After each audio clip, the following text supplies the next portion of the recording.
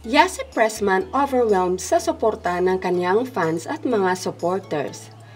Sa pag-alis ng aktres sa seryeng Ang Probinsyano, ay marami ang nangungulila sa kanyang karakter bilang si Aliana Arevalo, na asawa ni Cardo Dalisay na ginagampanan ng aktor-direktor na si Coco Martin.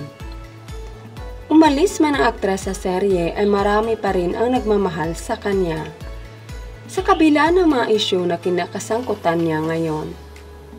Subalit masaya pa din ang aktres at always positive dahil marami pa rin ang sumusuporta sa kanya.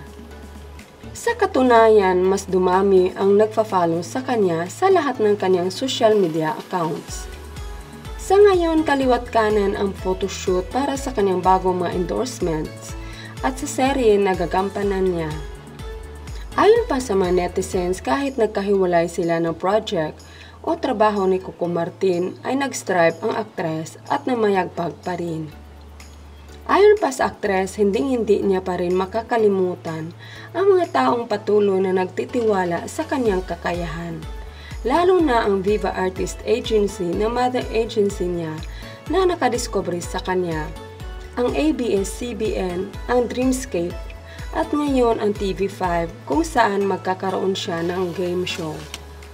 Yasi Pressman celebrate 4 million followers on Facebook, 8.9 million on Instagram, at 4 million followers on TikTok. Dagdag pa naman netizen, sobrang bait ng aktres at deserve niya kung ano ang tinatamasa niya ngayon. Ayon pa sa kanila, Yasi lang ang malakas. Nandito lang kaming lahat para sa iyo. We love you always. More blessings to come because you really deserve naman. With or without Coco, Yasi as a winner in her own right.